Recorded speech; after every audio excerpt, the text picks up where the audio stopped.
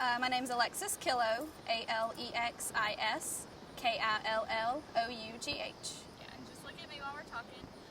Tell me what you're doing tomorrow. Tomorrow I am traveling to the Georgia Dome in Atlanta. I'm a member of the $1 Million Band and will be performing during the football game. And tell me what's the most exciting part to you about away games? The most exciting part about away games is being able to interact with the fans of other teams. When we have games on campus, we're very isolated within the Alabama fan base. And when we are outside of campus, we kind of get to see the other side of things, and that can be a good or bad thing, but it's always interesting.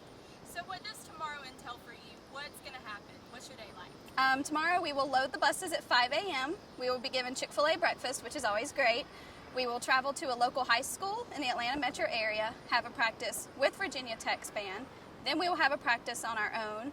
We will go to the Georgia Dome, play a couple of pep rallies, go into the Dome, perform pregame, play cheers during the game, perform halftime, and then we will come back to campus. We should get here a little after midnight.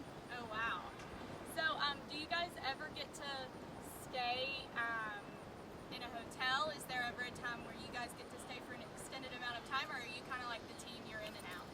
It depends on the game and the time of year. The Texas A&M game, we will be staying a couple of nights because it's far away. Postseason, we get to stay longer because there's more going on around the games. We have other obligations with pep rallies, but generally these are business trips, not pleasure trips for us. Okay, and why did you get involved with the band, and what, I guess, surprised you about being a part of the $1 Million Band? My main concern with getting involved with the band here, I was born and raised an Alabama fan, and this was my number one way into and close to the team. Our director likes to tell us we're the next closest thing to the team as far as TV time and exposure to games.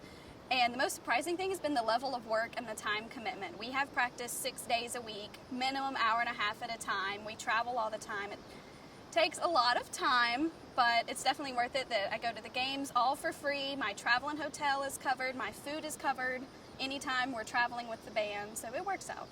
And tell me, what's been your most memorable moment as far as being a part of the $1 Million Band, good or bad? My most memorable good moment with the $1 Million Band was the national championship my freshman year in New Orleans, because I was new freshman at school, new on campus. We had a great season, and then there I was all of a sudden in the Superdome. We were shutting out a team that had beat us previously in the year, and no one of us knew what to do with ourselves, what to think. It was a crazy time. And getting acclimated, I know a football field is pretty standard. However, the stadiums are different, the fans are different.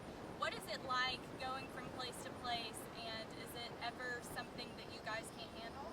It's very different going place to place. For instance, high school fields versus college fields versus professional fields. The numbers are in different places. The hash marks are in different places. There are different emblems and markings on the field.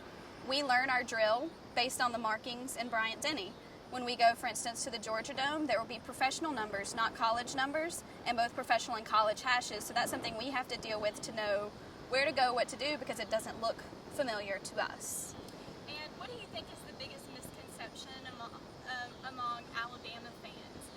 What do you think they might think about you guys that's not necessarily true?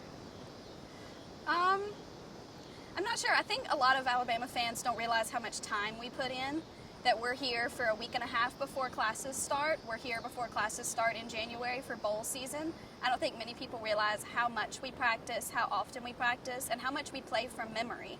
Everything you hear in the stadium, we all have every note memorized. We have no music in front of us at any point. Awesome. Is there anything else you'd like to add that I might have skipped out on? No, I don't think so. I think we covered everything. Thank you so much.